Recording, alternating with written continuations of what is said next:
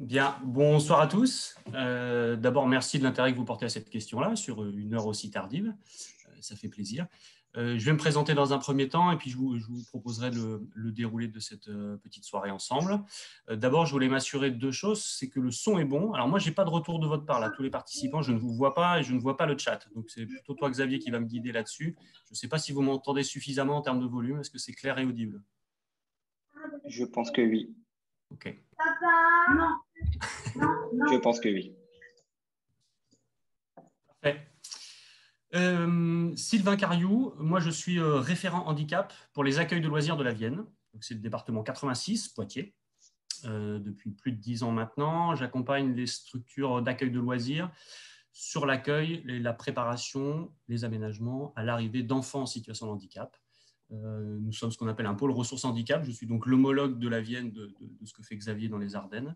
Et nous œuvrons aussi à l'inclusion sur les structures de petite enfance, crèches, assistantes maternelles, et nous accompagnons également les RAM. Donc moi, j'accompagne des équipes d'animation comme vous pouvez l'être au travers d'un appui de ressources sur des situations particulières d'enfants en situation de handicap, sur du sur-mesure, au cas par cas à chaque fois. Et puis, j'ai un volet aussi formation et sensibilisation auprès de ces animateurs sur notre département. Moi, j'aime bien quand les choses se passent de manière interactive. Avec cette formule-là, c'est bien sûr plus compliqué, mais franchement, n'hésitez pas dans le chat à poser vos questions, à solliciter Xavier qui va mobiliser tout ça pour ne pas hésiter à m'interrompre et puis poser des questions qui sont importantes pour vous.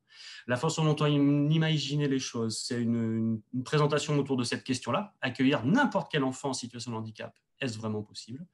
Et puis, à la suite de cette intervention, on se laissera le temps nécessaire pour répondre à vos remarques, vos questions ou entendre vos contributions d'ailleurs. Ce que je vous propose en termes de déroulé, c'est d'aborder cette question-là autour de 4 points. D'abord, de préciser de quel public on parle, quels sont les enfants dont on va évoquer la question ce soir, de quels enfants parle-t-on autour de l'inclusion. La deuxième porte d'entrée que je vous soumets, c'est la question des freins à l'accueil d'enfants en situation de handicap sur des accueils de loisirs. Je vous soumets en tout cas quelques pistes pour les identifier.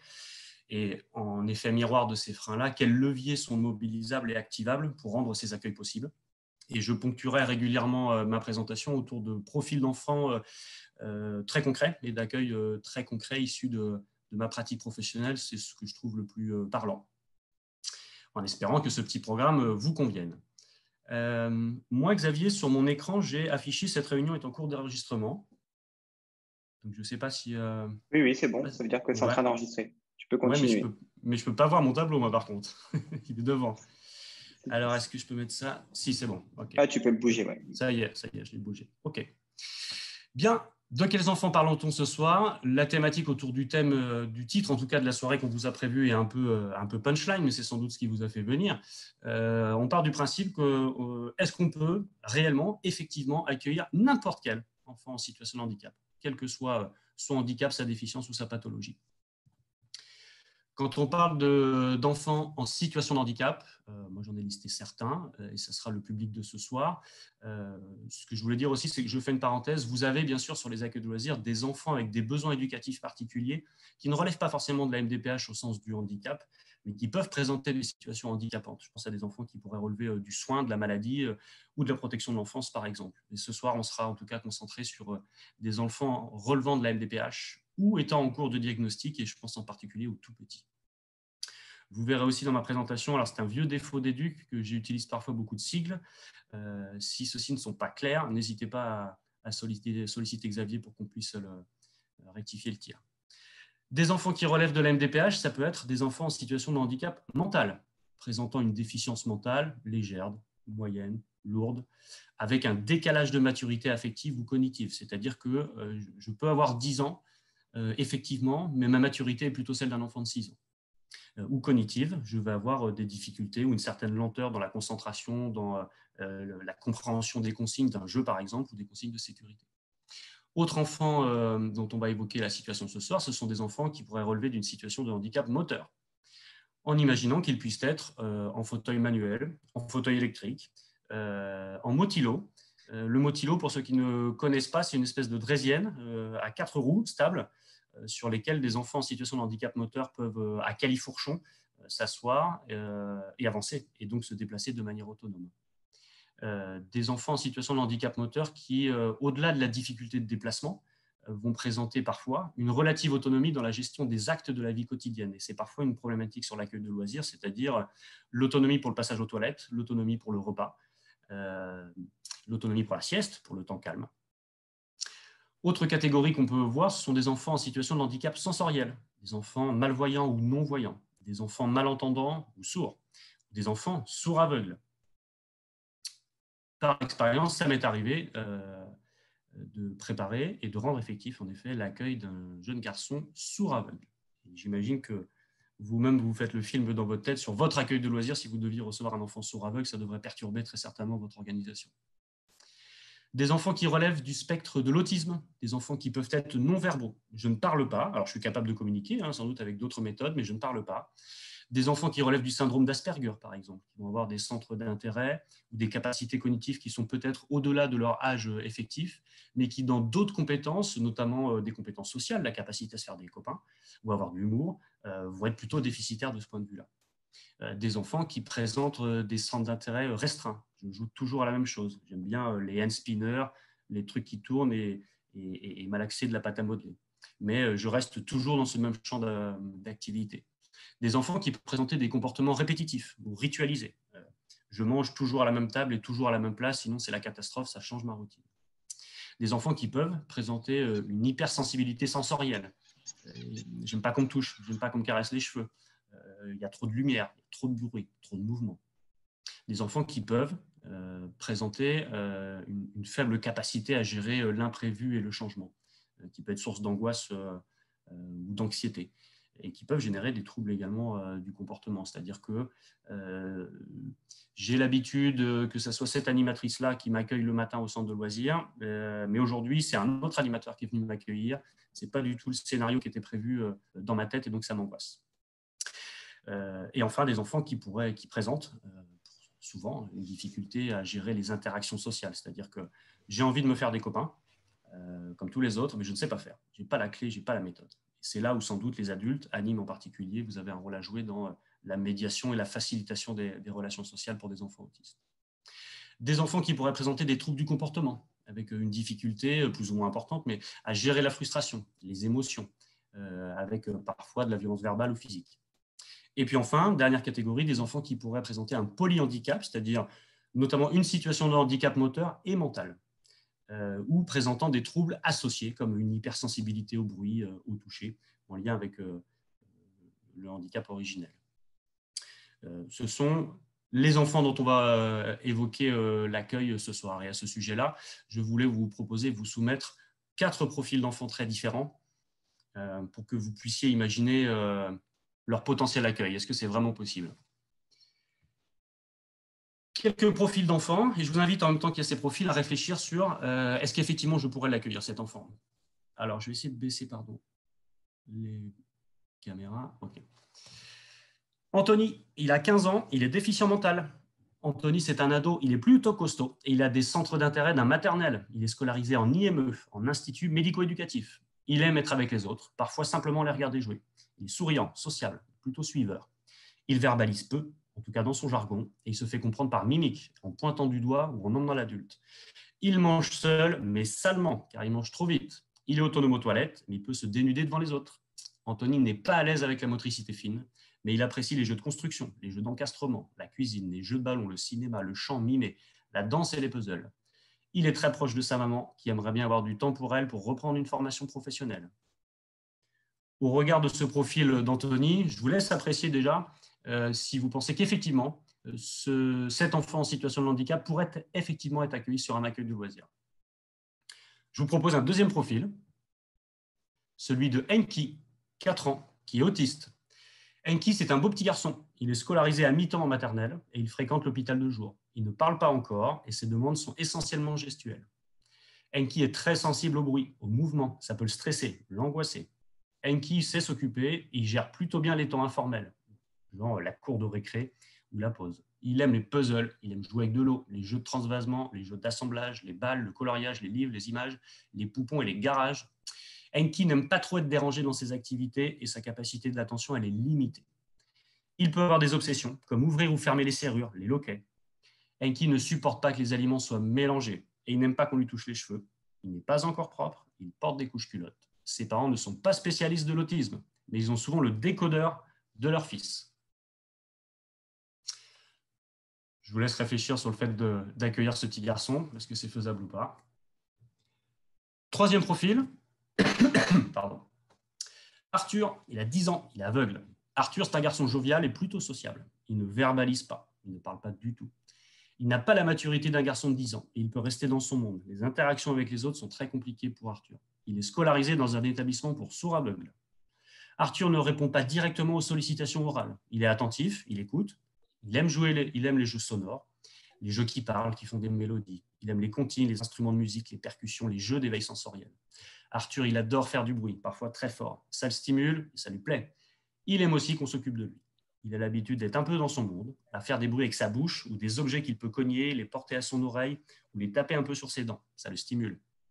Arthur, il est fatigable parce que tout ce qui l'entoure, tout ce qu'il entend, ça le stimule. C'est pour lui beaucoup d'informations et ça lui demande donc beaucoup d'efforts. Il n'aime pas être pieds nus ni avoir quelque chose sur la tête. Pareil, je vous laisse quelques secondes pour digérer le profil d'Arthur et d'imaginer si effectivement il serait possible d'accueillir ce grand garçon dans un accueil de loisirs. Je reviendrai sur tous ces profils plus précisément après, je vous l'indique. Dernier profil que je vous soumets, Léa, elle a 15 ans. Elle présente un handicap moteur avec un retard global de développement. Léa, c'est une joyeuse adolescente polyhandicapée. Elle se déplace en fauteuil qu'il faut pousser. Elle y est installée avec une coque pour l'aider à se maintenir. Léa, elle verbalise, mais elle chuchote. Il faut tendre l'oreille pour bien la comprendre. Léa, elle est souriante, elle chante, elle aime aller voir les chevaux. Elle apprécie le shopping, le maquillage, la coiffure. Elle aime les soins esthétiques, le foot, le bowling et le cinéma. Elle aime faire la cuisine, touiller, malaxer avec ses mains. Elle adore faire écouter de la musique. Léa, elle peut avoir des mouvements incontrôlés. Ses bras partent comme ça de manière involontaire. Elle pourrait se cogner ou cogner quelqu'un d'autre sans le vouloir. Léa n'est pas du tout autonome aux toilettes et elle mange mixé pour éviter les fausses routes. Voilà les 4 profils d'enfants que je voulais vous soumettre à appréciation sur l'idée de, effectivement, est-ce qu'il est envisageable, vraiment, réellement, d'accueillir ces enfants sur un accueil de loisirs en milieu ordinaire. Alors, j'essaie de récupérer la caméra, que je n'ai plus, c'est pas très grave. Xavier, ça va toujours? Ça va toujours, impeccable. Ok, parce que j'indique que je ne vois personne et je n'entends personne. Donc, je parle tout seul dans ma pièce, en fait. Mais si tu me dis que ça va, ça va. Pour l'instant, ils sont très sages, ils t'écoutent. Ils sont très sages.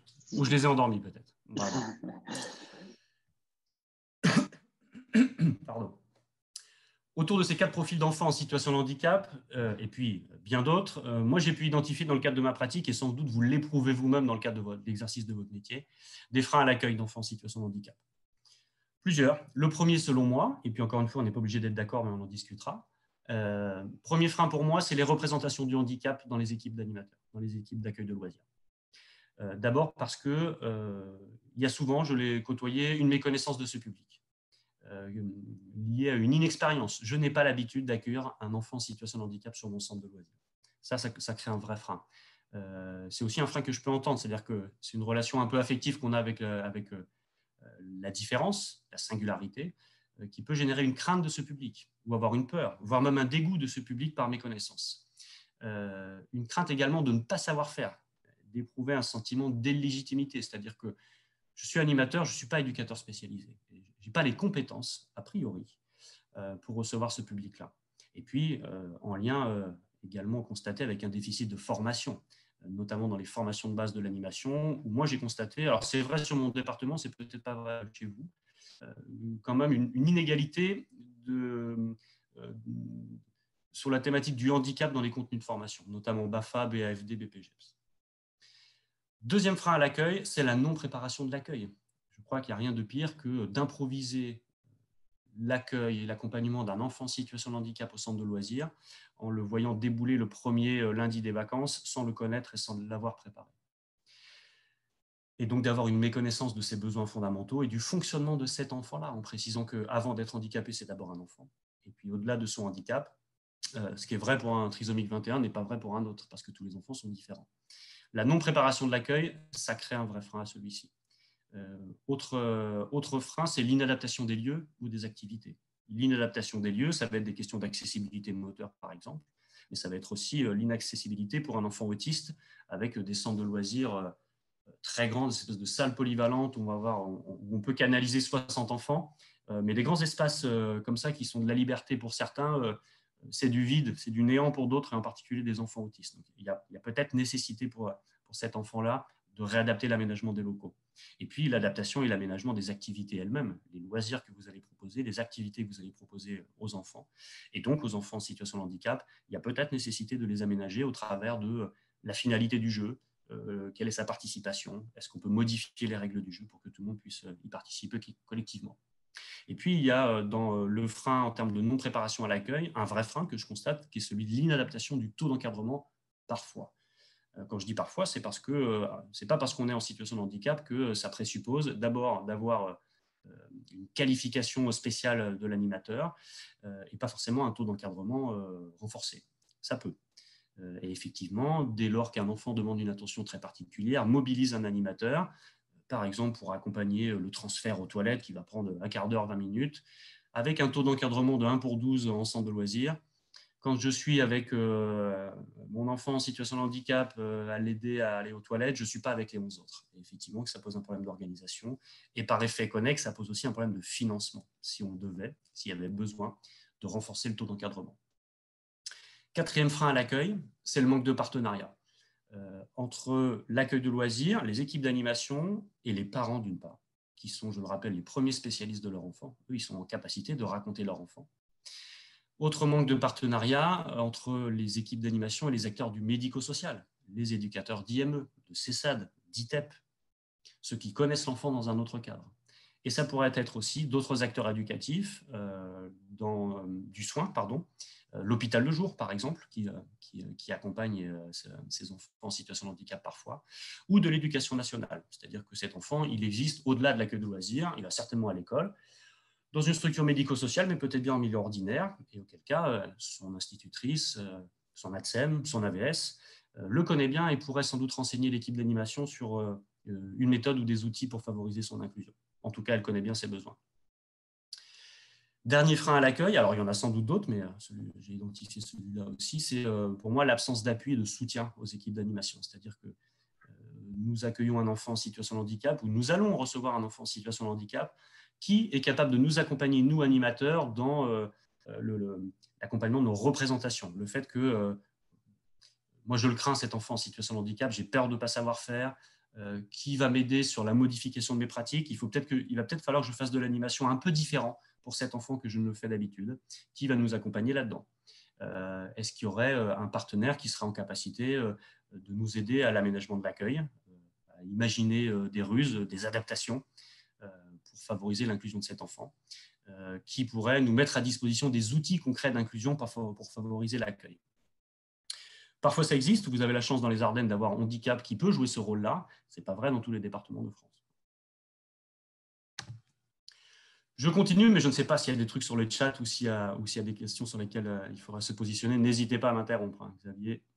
Pour l'instant, ils sont sages. Ils sont sages.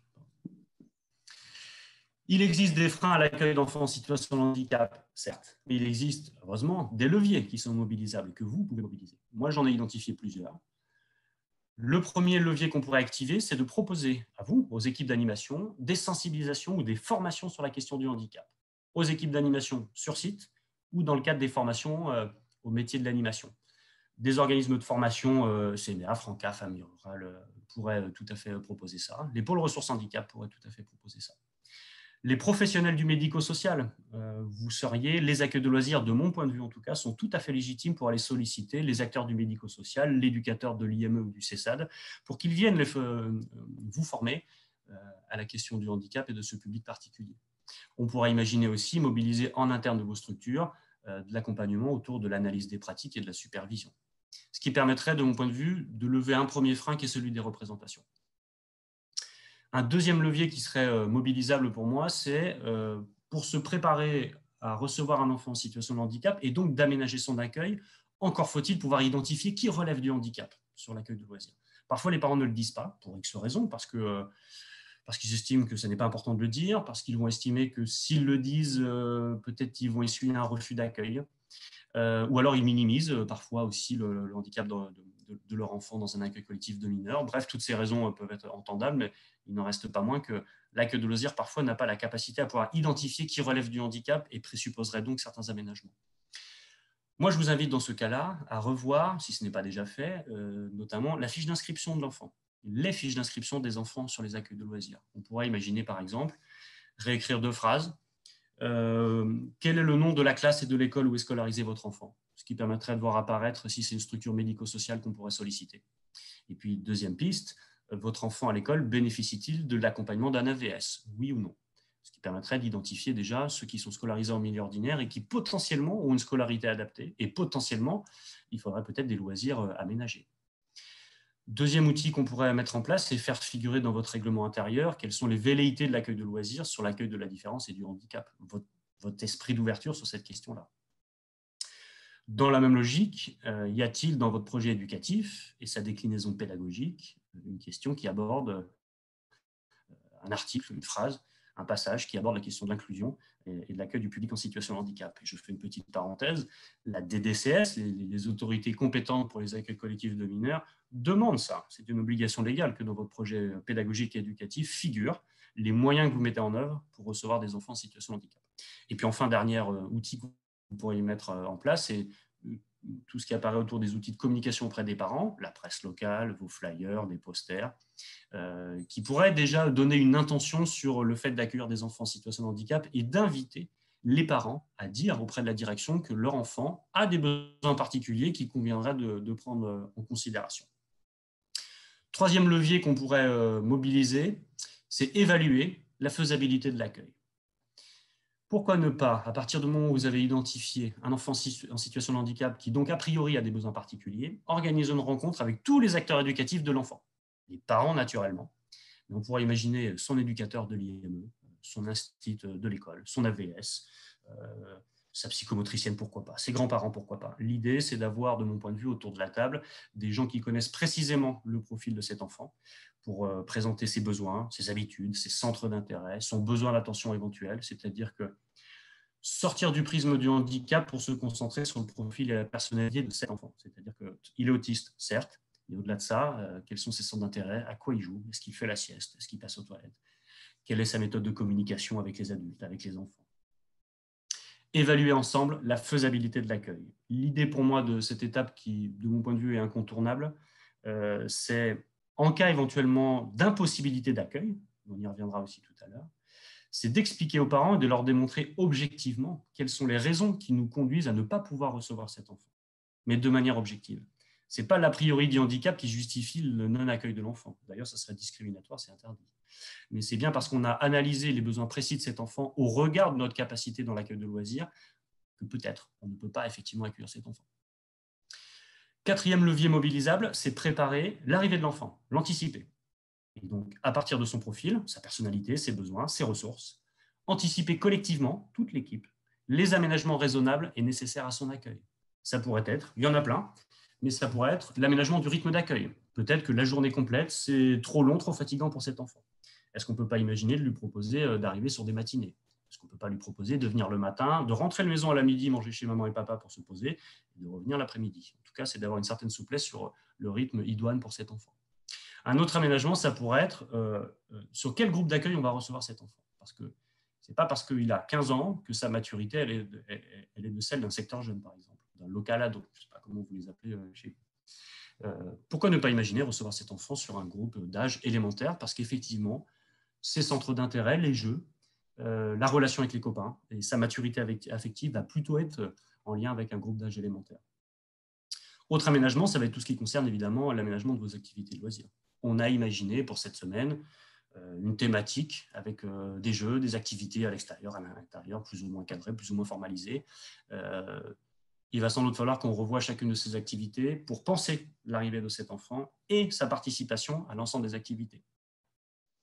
L'aménagement de l'espace, on l'a évoqué un peu tout à l'heure, c'est-à-dire est-ce qu'il ne serait pas opportun de réaménager l'espace pour cloisonner des petits espaces qui seraient plus contenants, par exemple, pour répondre aux besoins d'un enfant en situation de handicap. Des aménagements autour de l'accompagnement des gestes de la vie quotidienne. Est-ce qu'on a une table allongée pour changer des couches, Est-ce qu'on est prêt à le faire? Est-ce qu'on sait le faire techniquement? Est-ce qu'on a un toilette qui permette d'y faire passer un fauteuil électrique? Sinon, comment va-t-on faire? Dernier levier mobilisable, c'est s'approprier des outils d'inclusion concrets, pratiques. On pourra imaginer, et je vous en donne quelques exemples, un emploi du temps avec des pictogrammes, que l'enfant qui a besoin de structuration, qui a un besoin de voir ce qu'il va faire, quand et dans quel lieu, puisse le visualiser autour d'un emploi du temps avec des images, où chronologiquement, chaque séquence de la journée va pouvoir être visualisée. Et par exemple, si c'est son habitude, qu'il enlève à chaque fois le pictogramme qui est concerné. Par exemple, le temps d'accueil le matin, je vais mettre mon manteau sur le porte-manteau. Je vais regarder l'emploi du temps avec l'animateur. J'effectue le manteau sur le porte-manteau. Et à la fin de cette action, j'enlève le pictogramme. Ça disparaît, on passe à autre chose. Et ainsi de suite jusqu'à l'heure d'arrivée des papas et des mamans. On pourrait utiliser un timer, minuterie de cuisine pour faire simple, qui permet de structurer le temps pour certains enfants. C'est-à-dire qu'on peut jouer à faire une tour de Kapla, je te laisse 15 minutes, je branche le timer, tu vois le temps qui s'écoule effectivement, parce que 15 minutes, 15 heures, 15 jours, pour certains enfants, ça n'a pas de sens. Quand le temps s'est écoulé, quand on ne voit plus la petite barre rouge ou bleue, et quand ça va sonner potentiellement, ça veut dire que c'est l'heure de ranger les Kapla. Mais je t'ai prévenu. Autre outil possible, c'est la mise à disposition ou sous forme d'une convention de prêt, par exemple, de matériel pour passage aux toilettes, avec un siège peut-être pour certains enfants. Les repas, avec des couverts, des assiettes, un set de table, un fauteuil qui serait adapté pour répondre aux besoins particuliers des enfants. Ou alors faciliter les déplacements. Quel fauteuil va-t-on utiliser à la fois dans l'accueil de loisirs, mais dans le cadre des sorties également, précisant que bien sûr, un fauteuil roulant électrique, il est quand même très rare que les accueils de collectifs de mineurs soient dotés de véhicules PMR et qu'un fauteuil roulant électrique, ça ne rentrera pas dans vos minibus. Un dernier outil d'inclusion, en tout cas un autre, c'est un endroit ressource qu'on pourrait imaginer. Une tente Quechua, une couverture sur une table, un endroit cocon, rassurant, contenant, dans lequel il y a pas forcément beaucoup. C'est-à-dire que pour se ressourcer, plutôt dans le silence, quand le groupe, le collectif, le mouvement commence à nous oppresser, c'est bien de pouvoir proposer à certains enfants, je pense à des autistes en particulier, mais ça pourrait être vrai pour d'autres, un endroit où on peut aller se ressourcer tranquillement.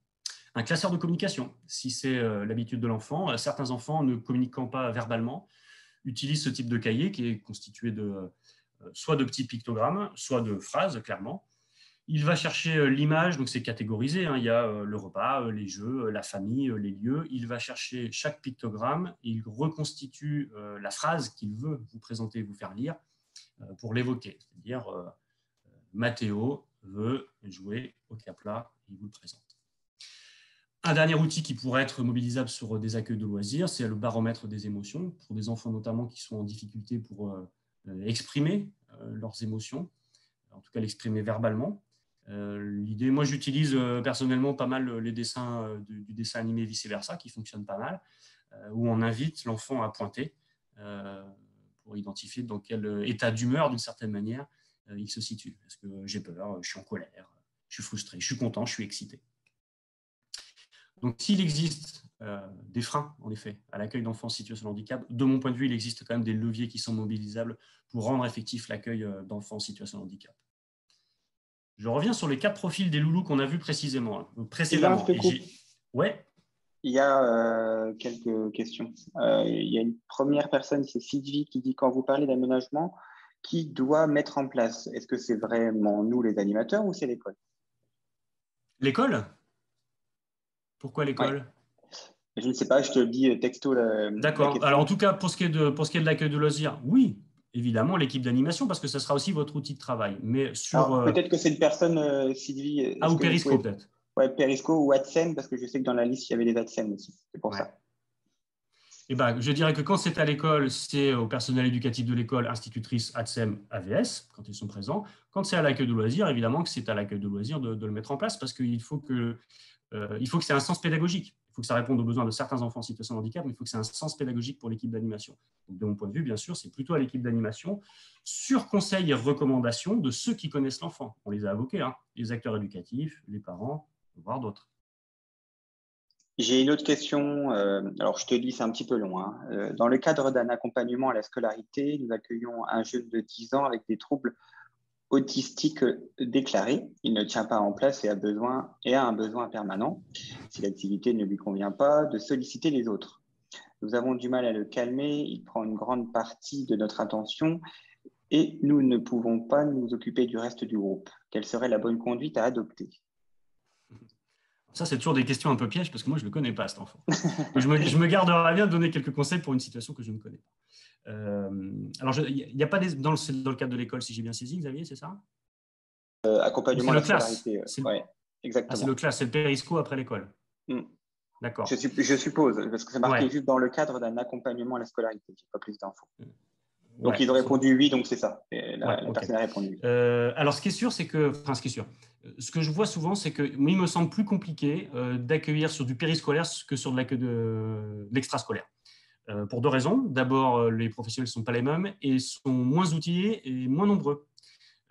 Parfois, le taux d'encadrement sur du périscolaire, on va être sur du 1 pour 18 et pas sur du 1 pour 12. Alors évidemment que 1 pour 12, déjà, c'est compliqué de personnaliser l'attention, mais j'imagine bien les deux animatrices gérant le périscolaire avoir une attention très particulière sur un enfant, voire même sortir du groupe pour qu'il décompresse un peu. À mon avis, c'est la question du taux d'encadrement qui est en jeu là. D'autant plus sur un temps qui est compliqué parce qu'on peut imaginer qu'il s'est déjà farci toute la journée à l'école, que ça lui a demandé beaucoup d'efforts et que le temps périscolaire est coûteux pour ces enfants. Mais je ne sais pas quelles sont les opportunités dans les Ardennes et en particulier autour du périscolaire de mobilisation de financement pour du renfort d'encadrement. Et je ne sais pas qui est le gestionnaire, bien sûr. Et alors, d'une manière générale, quand même, d'une manière générale, en tout cas pédagogiquement, ce que je prônerais, c'est plutôt de faire de l'alternance. C'est-à-dire que à partir du moment où cet enfant, c'est vrai en particulier pour les autistes, a fait un grand temps collectif qui lui a coûté. J'ai pris sur moi, j'ai écouté les autres, je suis resté assis, j'ai appris à décrypter ce qui est en train de se jouer, j'ai plus d'énergie pour composer avec le groupe. Il aura certainement besoin de sortir de manière un peu individualisée, dehors ou dans une pièce adjacente, mais alterner collectif, individuel. Et ne pas faire que du collectif parce que de toute façon, il va saturer au bout d'un moment. La personne a bien précisé que c'était le classe et en plus le mercredi. Et j'ai encore une question, donc j'en profite tant que j'ai la main. Doit-on forcément parler du handicap spécifique d'un enfant au reste du groupe? Très bonne question. Alors, moi j'ai un avis sur la question, je vous donne mon avis, puis vous ferez le vôtre. Parfois, c'est contre-productif finalement de faire un focus sur le handicap du enfant. Alors, ça n'a pas toujours d'une bonne intention, c'est-à-dire qu'on va sensibiliser les autres enfants à la différence d'un de leurs copains. Très bien. Parfois, c'est une fausse bonne idée parce qu'à trop faire le focus sur la question du handicap, on ne voit que l'enfant par le prisme de son handicap et pas le reste, alors qu'il a bien sûr d'autres facettes de personnalité. Et puis parfois, avant même, j'ai des centres de loisirs qui sensibilisent les enfants avant même que l'enfant en situation de handicap arrive. C'est-à-dire que demain, on vous prévient, Brandon va venir, il est en situation de handicap, etc. Les enfants attendent un enfant handicapé. Et de fait, ils n'attendent plus un enfant. Donc, voilà. Alors que par expérience, finalement, le fait de vivre ensemble des expériences collectives, ils vont voir la différence. Je crois que par expérience, en plus, les enfants, ils sont assez inclusifs entre eux. Finalement, la question des différences, elle est assez banale chez eux. C'est plutôt nous, les adultes, qui avons une difficulté avec ça. Par contre, que les animateurs soient prêts à répondre aux questions des enfants sur la différence d'un de leurs copains, oui. Alors, est-ce qu'on doit le faire avant? Pas toujours, pour la raison que j'ai évoquée, mais que des animes soient prêts à répondre aux questions des enfants autour de la différence du copain, oui, et de lui répondre simplement, sans nier les différences, en expliquant avec des mots simples. Je ne crois pas que ça serve beaucoup de rentrer par le prisme du médico-social, c'est-à-dire c'est un enfant qui présente des TED, des troubles envahissants du développement. Ça ne parle pas. C'est un enfant qui a peur du bruit, qui a besoin de se reposer, qui ne parle pas beaucoup, mais il communique différemment, tu vois, il pointe du doigt. Et puis d'une manière générale, moi je ne suis pas choqué quand les animateurs utilisent plutôt la question des différences pour sensibiliser tous les enfants, le handicap en étant une, mais il y en a bien d'autres, le sexe, la couleur de peau, la taille, les centres d'intérêt. Donc on a le droit d'être tous différents, mais on a aussi, c'est ce que je dis à mes animes, souligner les différences, oui, mais ne pas oublier de souligner les ressemblances aussi. C'est-à-dire que c'est pas parce qu'il est en situation de handicap qu'on n'a pas des points communs. C'est un passionné de petites voitures comme toi. C'est pas parce qu'il est en fauteuil que ça change grand-chose finalement. Donc, je ne sais pas si j'ai répondu à sa question. Je ne sais pas, il va peut-être répondre oui ou non. Ouais, n'hésite pas. C'est parfait, voilà la réponse, c'est parfait. Est-ce qu'il y a d'autres remarques ou d'autres questions? Pour l'instant, non, tu peux continuer. Bon. Je reviens sur mes 4 loulous qu'on a vus précédemment, là, où je vous ai présenté, franchement, très brièvement leur profil. Pour moi, avoir les éléments du profil que je vous ai présenté précédemment, ça n'est pas suffisant. Voilà pourquoi je vous les présente de manière un peu plus précise. Je reviens sur Anthony. Anthony, 15 ans. Il présente le syndrome du X fragile. Alors là, j'aurais 10 000 questions, mais c'est une catégorie d'handicap mental. Pour répondre à la question, comme la trisomie 21 par exemple, la trisomie 18 qui en est une autre. Anthony, il a 15 ans. Déficience mentale, c'est un gros flemmard et il est amateur de chansons mimées. Je vous ai fait un petit tableau qui présente à gauche son profil, mais on l'a déjà vu précédemment. Et puis, j'y ai précisé 2 autres colonnes, ses besoins et les aménagements qu'on peut imaginer. Autour de ses besoins, Anthony il a besoin de plusieurs choses. Être rassuré physiquement et verbalement.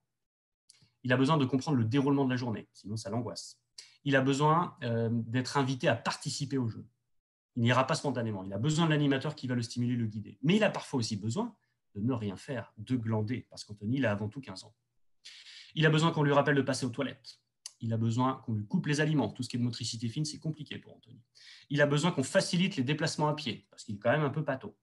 Et il a besoin qu'on lui montre ce qu'on va faire, c'est-à-dire que l'animateur soit aussi dans de la coaction, de la démonstration de l'activité qu'on lui propose. Quelques aménagements pour Anthony qu'on pourrait penser ou qui ont été pensés.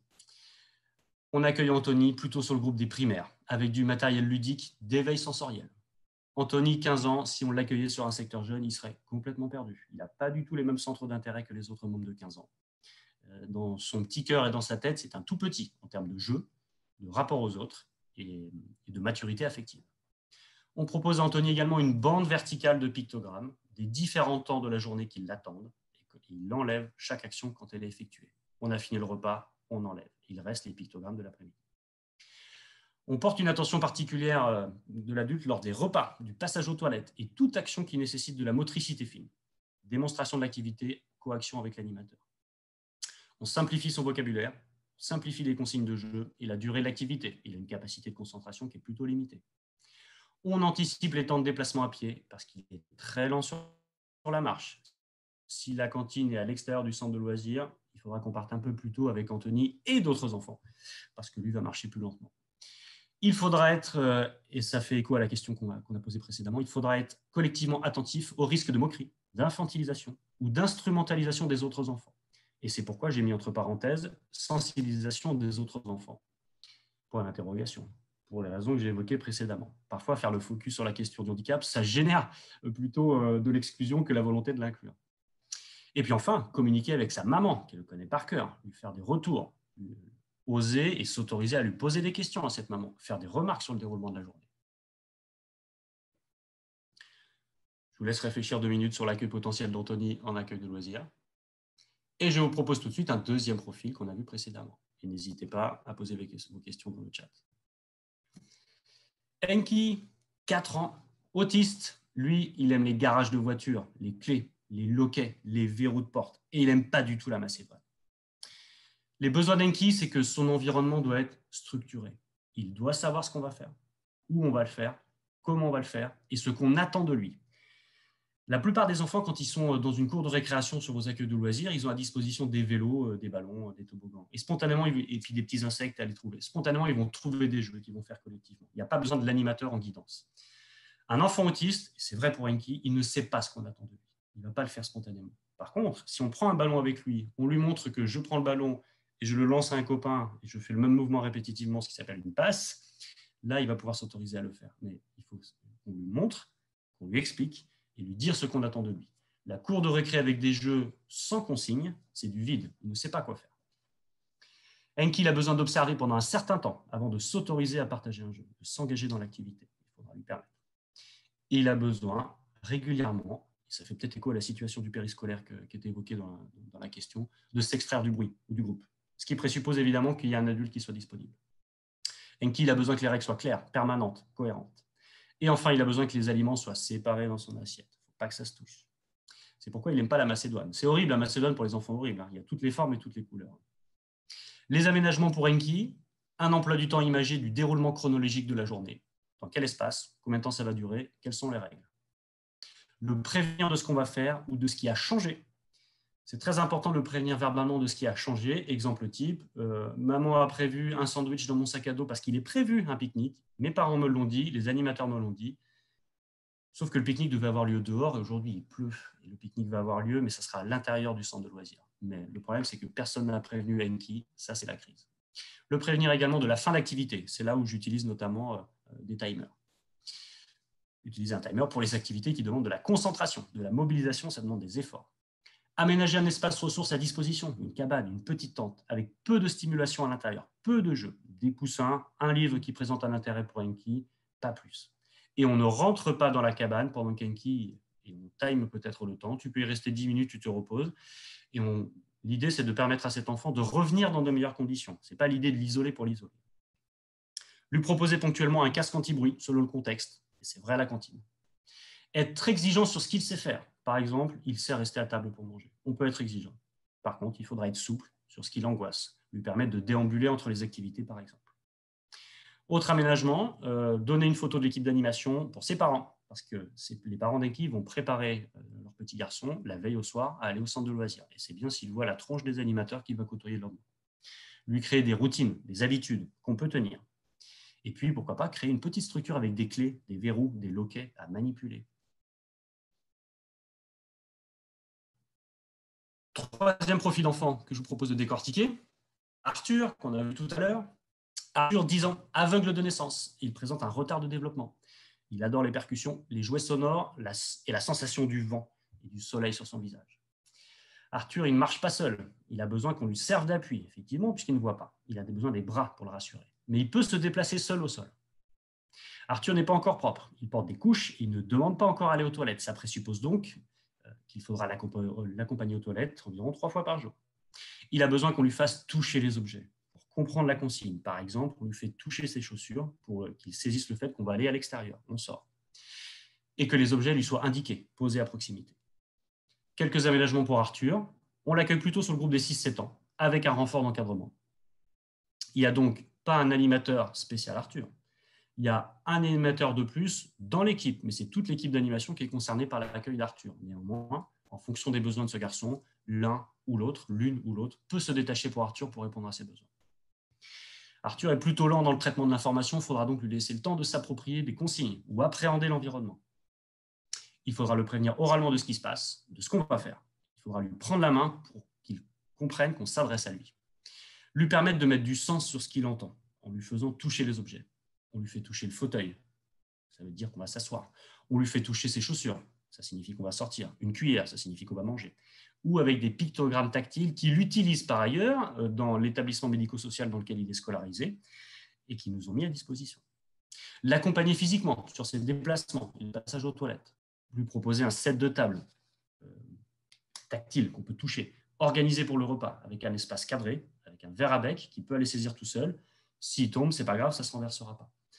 Et sa méthode à Arthur, c'est on prend une cuillère qu'on remplit du repas, qu'on pose devant lui. Il va saisir lui-même sa cuillère parce qu'il est grand, il peut manger tout seul. S'autoriser aussi à lui dire de baisser le son, parce que Arthur, évidemment, lui, il aime faire du bruit, et parfois très fort, mais ça peut gêner les autres. Donc on a le droit de s'autoriser à baisser le son. En tout cas, à lui demander de faire cet effort-là. Dernière cliente, Léa, 15 ans, elle est polyhandicapée. Elle est peu autonome dans les actes de la vie quotidienne. Elle se déplace en fauteuil. Elle est souriante et très coquette. Elle est fan de Tal, la chanteuse, et elle est amoureuse d'Antoine Griezmann. Ses besoins, à Léa, c'est d'abord évidemment une aide dans ses déplacements. Elle aura besoin également d'être accompagnée aux toilettes et au repas. Elle aura besoin d'être rassurée, d'être prévenue de ce qui se passe. Elle aura besoin de prendre son temps pour s'autoriser à jouer avec les autres. Et elle aura besoin de participer à des activités et des temps de vie collectifs avec des plus petits, en lien avec sa maturité. Quelques aménagements. Pousser le fauteuil avec son autorisation. Et en la prévenant, on vérifie qu'il y a des sangles. Elle porte un plastron pour qu'elle soit bien accrochée, qu'elle ne tombe pas en avant. On vérifie les sangles. Et petit conseil de vieux routard, on vérifie les freins quand on s'arrête. Les repas de Léa sont pris mixés pour éviter les fausses routes. Ça présuppose donc qu'à l'accueil de loisirs, vous ayez déjà un mixeur. Ou que la centrale qui vous fournit, on a convenu avec eux que le même repas que les autres copains, il y aura un repas qui sera mixé. Il faut prendre son temps à table avec Léa. L'adulte, l'animateur, se tient donc à côté d'elle. Elle a une petite méthode pour manger, c'est qu'on lui soutient la joue avec la main, plutôt comme ça d'ailleurs, pour lui orienter la tête pour éviter les fausses routes. Et on lui propose avec une cuillère souple. Elle boit de l'eau pétillante, Léa, mais c'est juste par plaisir. Avec un verre paille, on lui donne 2-3 aspirations, et après on fait une pause pour éviter les fausses routes. Les transferts. Le transfert, c'est l'idée de passer du fauteuil à autre chose. Les toilettes, le canapé, au sol. Le transfert aux toilettes s'effectue du fauteuil vers le siège des toilettes, puis la table à langer, puis le fauteuil. On le fait plutôt à deux. Et c'est pas mal s'il y a des gros costauds dans le centre de loisirs parce qu'elle commence à être balèze. Léa, elle porte un plastron qui aide à maintenir son buste et sa tête. Elle est bien installée sur le siège de toilette avec un harnais qu'on a prévu. On peut la laisser faire ses besoins toute seule. Elle a 15 ans, Léa. Elle n'a certainement pas envie qu'on aille la voir aux toilettes. Elle n'en a pas besoin, surtout. Quand elle a terminé, son truc à Léa, c'est qu'elle émet un drôle de son avec sa langue pour indiquer qu'elle a fini. C'est une espèce de claquement qui donne... Ne me demandez pas pourquoi, c'est son truc à elle. En tout cas, on sait que ça signifie que c'est terminé, on peut venir pour l'aider. Et il faudra accompagner Léa dans les gestes de la motricité, qui mobilisent de la motricité fine, enlever son pantalon, sa culotte, l'essuyer, etc. En lien avec la fatigue, il faut prévenir Léa de tout ce qu'on fait pour l'aider à anticiper, ne pas être stressé et lui permettre de réduire ses mouvements de bras qui partent comme ça. On peut lui proposer également, notamment autour du repas ou d'une activité à table, de mettre son bras en écharpe pour le contenir et lui permettre de se concentrer sur l'activité. Et puis enfin, naturellement, je dis naturellement, c'est pas toujours naturel d'ailleurs, mais c'est un réflexe qu'il faut avoir, anticiper et vérifier l'accessibilité des lieux en sortie et prévoir éventuellement un transport PMR. Voilà pour le profil de Léa, qui fait écho à la question initiale et qui nous anime ce soir. Est-ce qu'on peut vraiment accueillir n'importe quel enfant en situation de handicap? Moi, je réponds de la manière suivante, mais on ne sera pas forcément d'accord et puis on va en discuter. Peut-on accueillir n'importe quel enfant handicapé en ALSH? Moi, je réponds oui, avec des si et des mais. Oui, on peut accueillir n'importe quel enfant handicapé en accueil de loisirs si les 5 leviers à l'inclusion qu'on a vus précédemment sont utilisés. 1. Les animateurs ont été sensibilisés à la question du handicap. Ce n'est pas une surprise de recevoir un enfant avec des besoins particuliers. 2. Les enfants en situation de handicap ont été identifiés. Ils n'arrivent pas à l'improviste. On sait qu'ils ont des besoins particuliers. En tout cas, on le sait parce que soit les parents nous l'ont dit, soit sur la fiche d'inscription, ça figure. Et on sait qu'ils ont notamment des besoins particuliers dans le cadre de l'école. Ce qui ne veut pas dire que c'est les mêmes besoins au centre de loisirs. On est sur un autre contexte d'accueil. Néanmoins, dans l'hypothèse où il y aura des besoins particuliers, on les a identifiés et on peut donc mobiliser notamment, c'est sans doute le plus important, les parents dans la fabrication de ce projet d'accueil. C'est le 3e levier, évaluer ensemble la faisabilité de ce projet d'accueil. Et on l'a évalué objectivement. Avec les conseils et l'expertise d'une certaine manière des parents de cet enfant, croisé à l'expertise de ceux qui connaissent cet enfant dans un autre cadre. Parce que Arthur, à l'école, à la maison ou au centre de loisirs, ce n'est pas le même Arthur. Il n'a pas les mêmes comportements, les mêmes habitudes. C'est bien d'avoir un regard croisé là-dessus. 4e levier essentiel, l'arrivée de l'enfant a été préparée. Il n'y a rien de pire que d'improviser un accueil. Il a été préparé parce qu'on connaît précisément cet enfant avant même qu'il arrive et on a donc eu le temps de mettre en place des aménagements, des adaptations. Et enfin, si besoin, l'équipe s'est appropriée des outils d'inclusion. On sait utiliser l'emploi du temps, on sait comment ça marche parce qu'on nous l'a expliqué. Je sais utiliser un timer, à quel moment on me l'a expliqué, peut-être les parents, l'éduc ou handicap. Peut-être Xavier sera venu vous expliquer ça.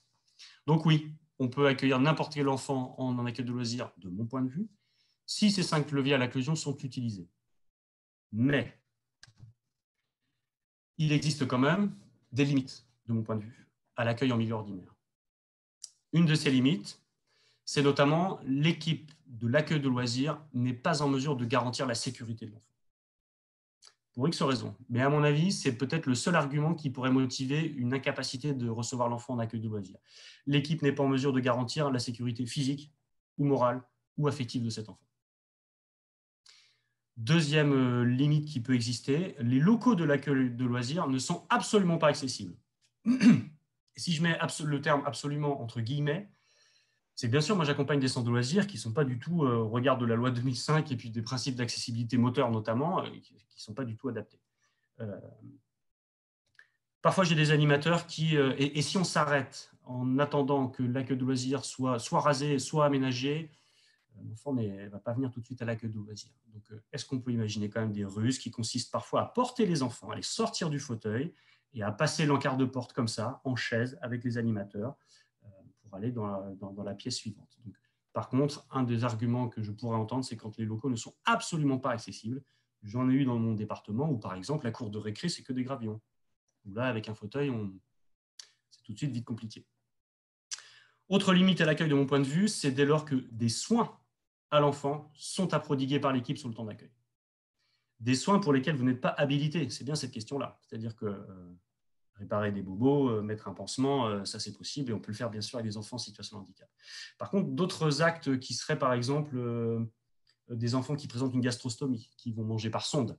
Déjà, il y a la question de est-ce que les animes sont à l'aise et techniquement savent le faire, mais après, c'est est-ce que légalement ils y sont autorisés. Tout ce qui relève d'un soin infirmier, qui mobiliserait peut-être un infirmier qui viendrait sur l'accueil de loisirs, mais qui en tout cas pour lesquels les animateurs ne seraient pas autorisés à faire. Quatrième limite à l'accueil, de mon point de vue, l'accueil de loisirs accueille déjà plusieurs autres enfants en situation de handicap et simultanément.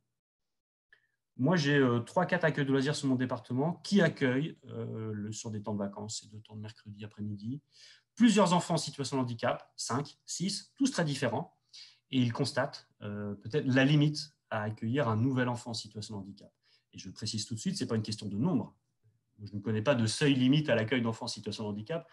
Ça dépend davantage du profil de ces enfants et des combinaisons, des combos finalement entre tous ces enfants et l'attention que ça nécessite. Dernier argument que moi je peux entendre et qui pourrait être une limite à l'accueil en milieu ordinaire, c'est dès lors que le contexte d'accueil sur le centre de loisirs génère plus d'angoisse et de violence que de plaisir pour l'enfant. Parfois, l'accueil de loisirs, ce n'est pas la solution idoine pour les vacances ou en termes de mode de garde ou de droit au répit des parents, parce que vous les connaissez par cœur, c'est bruyant, c'est fatigant, il y a beaucoup de temps informel, ça peut être éprouvant comme expérience. Et j'ai mis 3 petits points parce qu'effectivement, je pourrais imaginer que d'autres viennent, et vous allez sans doute le faire par la suite, d'autres limites à l'accueil en milieu ordinaire. En conclusion, ne vous interdisez rien en termes d'accueil d'enfants en situation de handicap. Le champ des possibles sur un accueil de loisirs, il est immense. De mon point de vue, sur un accueil de loisirs, c'est vraiment le lieu d'accueil des enfants où l'inclusion est facilitée, plus qu'à l'école, par exemple. Parce qu'il n'y a pas de prérequis pour ces enfants. On ne leur demande rien. On n'a pas d'attente particulière. Et puis, de mon point de vue, il y a une souplesse de fonctionnement dans l'organisation, dans les pratiques professionnelles des animateurs qui facilitent cette inclusion. Faites-le en préparant objectivement, pas sur des a priori du handicap, mais objectivement sur le profil de l'enfant, l'arrivée de cet enfant en mobilisant ceux qui le connaissent. Vous êtes tout à fait légitime pour prendre votre téléphone et appeler l'éduc de l'enfant en situation de handicap. Vous êtes tout à fait légitime pour inviter, et pas convoquer, les parents pour qu'ils viennent raconter leur enfant. De telle manière que vous pourrez imaginer des aménagements raisonnables. Et ces aménagements raisonnables, l'ensemble des adaptations dont on a vu certains exemples, ont bien souvent, vous le verrez, un intérêt pédagogique pour tous. Un emploi du temps avec le déroulé de la journée, ça a un intérêt pour tous les maternelles. Un baromètre des émotions, ça a un intérêt pour certains enfants qui ne sont pas en situation de handicap, mais qui ont du mal à verbaliser ce qu'ils ressentent. Un timer, ça permet de sécuriser sur le temps, par exemple, etc., etc. Je ne sais pas si vous êtes toujours là, parce que je rappelle que je ne vois personne et que je n'entends personne. Donc ça se trouve, je parle tout seul depuis 1 heure, mais vous aviez été là quand même, toi. Je suis là. Il y a eu 2 questions, dont une quand tu parlais du petit Arthur. Ouais, qui est grand, il a 10 ans. Hein. Oui, et tu as parlé des activités et la question c'est, il faut le prévenir des activités qui seront les siennes la veille, point d'interrogation. Alors c'est une question, les activités qui seront les siennes la veille? Oui, c'est marqué, il faut le prévenir des activités qui seront les siennes la veille. En gros, à mon avis, est-ce qu'il faut lui dire demain, tu vas faire telle activité, d'après ce que j'ai compris sur cette question? Est-ce qu'il faut le préparer à la journée d'après? Pour Arthur, non. Il n'a pas un besoin la veille au soir de savoir, ça ne va pas générer d'angoisse de ne pas savoir quelles sont les activités du lendemain. En revanche, quand on va la faire, cette activité, c'est-à-dire 2 minutes avant d'aller la faire, oui, on va le prévenir en lui faisant toucher ce qu'on va lui proposer. D'accord, ok, donc c'était vraiment ça, ils m'ont répondu oui, c'était ça ma question. Et ensuite, une autre question, c'était un animateur est-il habilité à manipuler une personne en fauteuil? Si oui, quelle en est sa responsabilité? Et après, il y a une autre question en même temps, c'est marqué « et la toilette intime ». Bon, alors, il y a 2 sujets là-dessus. D'abord, c'est le cadre légal, l'habilitation pour manipuler un enfant. Il n'y a pas d'accréditation juridique pour avoir le droit de manipuler un enfant. D'abord, moi, je considère que c'est l'autorité parentale qui décide. C'est bien les parents qui autorisent et qui montrent et qui en font la démonstration. Souvent, c'est nécessaire pour pouvoir manipuler un enfant. Après, il y a parfois certaines situations qui présupposent des précautions. Ne pas lui faire mal, ne pas créer de blessures. Pour exemple, j'ai contribué à l'accueil d'un petit garçon qui présente toujours, hein, malheureusement, la maladie des os de verre. Et effectivement, quand on le manipule, ne serait-ce que quand on joue avec lui, ça présente un risque pour sa santé. Donc là, on fait évidemment attention. Mais pour répondre à la question de l'habilitation juridique, non, il n'y en a pas spécialement. Après, le deuxième pan de la question, c'est le rapport à l'intimité, en effet. Ça peut être gênant pour un animateur de 17 ans, qui est en stage pratique, qu'on l'invite à aller essuyer les fesses de Léa, qui en a 15, par exemple, en effet, qui est réglée, qui est formée et qui a 15 ans, effectivement. Donc ça, c'est le rapport affectif qu'on a avec le corps de l'autre. Pour moi, c'est une posture professionnelle. Hein. C'est-à-dire que, et puis, je comprends qu'on puisse trouver ça dégoûtant, aller laver du caca. Je n'ai jamais imaginé dans mon métier d'animateur devoir faire ça. Sauf que c'est la condition pour que Léa vienne au centre de loisirs, c'est que quelqu'un s'en occupe. Et puis Léa, elle met à l'aise quand même les gens. Alors évidemment que je conseillerais que ce soit plutôt une fille qui le fait. Et effectivement, pour Léa, c'est les garçons un peu plus costauds qui font le transfert. Mais à partir du moment où Léa elle est dans les toilettes, c'est plutôt une fille animatrice qui l'accompagne. Et c'est plutôt le respect de l'intimité, de la sphère privée de Léa elle-même, qui, je le précise, est très à l'aise avec ça parce que Léa, on lui essuie les fesses depuis 15 ans. Hein. Elle est habituée à ça.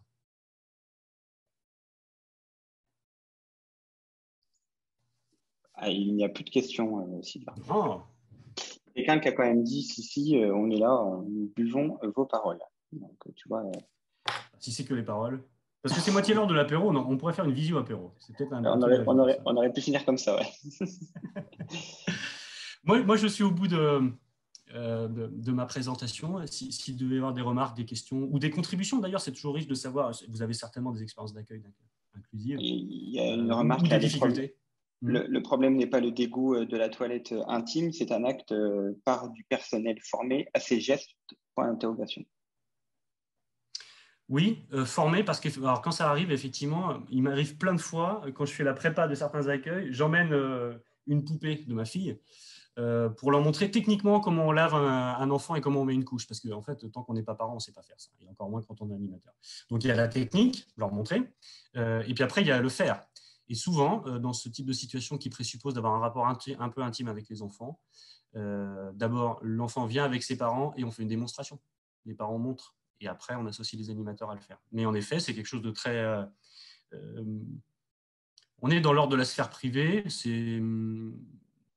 peut brasser, effectivement. Moi, je considère qu'on est plutôt de l'ordre d'un acte éducatif qu'un acte sanitaire. C'est-à-dire que c'est aussi des moments très forts avec les enfants parce qu'on est dans une relation privilégiée, dans un temps d'intimité où il se passe des choses. On peut parler de choses un peu, la féminité, je pense à Léa en particulier, mais la féminité, les règles, machin. C'est pas mal d'aborder ça aussi avec des animatrices. Donc ce temps-là, qui est un temps de toilette, il peut aussi être un temps fertile pour faire autre chose.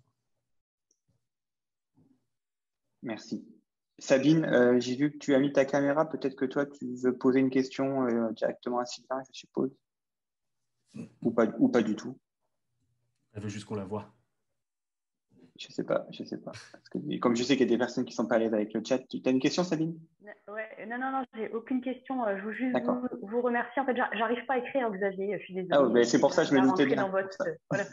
Ouais, non, je voulais vous remercier. Merci, j'ai énormément apprécié votre intervention. Bon, tant mieux. Merci Sabine. J'ai pas pu l'écrire. Je suis désolée. C'est pour ça que je préfère le dire de vive voix. Merci, Xavier. C'est mieux qu'on s'est dit. Merci à vous, Sylvain. Ouais. De rien. Merci. Il y a une question de Anaïs qui dit: doit-on être formé en amont pour accueillir un enfant avec un gros handicap? Alors, c'est quoi un gros handicap? Moi, je ne sais pas bien ce que vous imaginez par là. J'imagine peu d'autonomie dans les actes de la vie quotidienne, des choses comme ça, ou des troubles du comportement importants, ou un autisme sévère, ou largement déficitaire. C'est probablement ça dans votre esprit. Former à quoi? Former à l'enfant, oui. Former au handicap, je ne sais pas. Moi, je fais ça, je fais des formations pour les animateurs, et je peux venir une matinée entière pour les former sur l'autisme, par exemple, ou la trisomie 21. Le problème, c'est que sur les concepts d'autisme, de mon point de vue, mais ça c'est ma conviction, on n'est pas obligé de la partager, mais il est plus intéressant de se concentrer sur le profil de l'enfant au-delà de son autisme, c'est-à-dire que de savoir qu'il est autiste, qu'il a des difficultés dans les interactions sociales, qu'il a des centres d'intérêt un peu restreints, qu'il va avoir, il fait du flapping. Moi, je pense qu'il faut le connaître précisément. L'intérêt, c'est pas d'être formé à l'autisme, c'est d'être formé à l'accueil de Marcel, précisément cet enfant-là. Après, bien sûr, que vous ayez des notions pour comprendre le fonctionnement d'un enfant autiste ou d'un autre handicap d'ailleurs, oui, sans doute, ça permet de mettre du sens et puis ça dédramatise. Donc, former à l'enfant, certainement. Former à la question du handicap, volontiers. Voilà ce que je dirais. Il y a une question, mais je vais y répondre en fait. Est-ce que l'on peut réserver Monsieur Cariou pour des sessions de formation pour les personnels? Alors, la réponse est oui. Et pour être transparent avec toutes les personnes présentes, c'est même prévu que Sylvain vienne dans les Ardennes début septembre. On devait le faire même avant cet été, mais malheureusement, on n'a pas pu le faire. Il viendra sûrement début septembre pour des sessions. Voilà. On peut me réserver, oui. C'est quand même une drôle de formule. Ouais.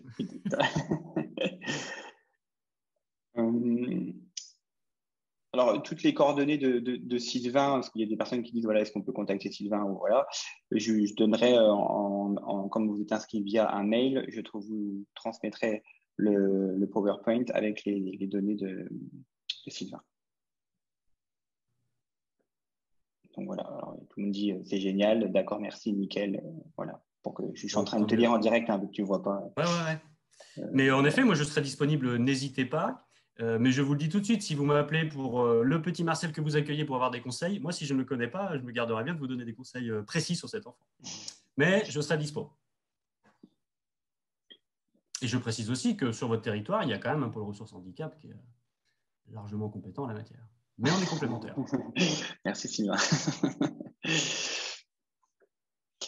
Mais écoute Sylvain, s'il n'y a pas d'autres questions, parce que beaucoup de personnes disent merci, hyper intéressé quand tu viendras du coup pour tes sessions de formation. Merci beaucoup Xavier, merci Annie. Donc moi après, si tu veux peut-être rajouter quelque chose, est-ce qu'il y a des personnes qui ont des questions? Il ne faut pas hésiter. Est-ce qu'il y a des personnes qui n'arrivaient pas, comme Sabine, à vouloir prendre la parole pour poser une question?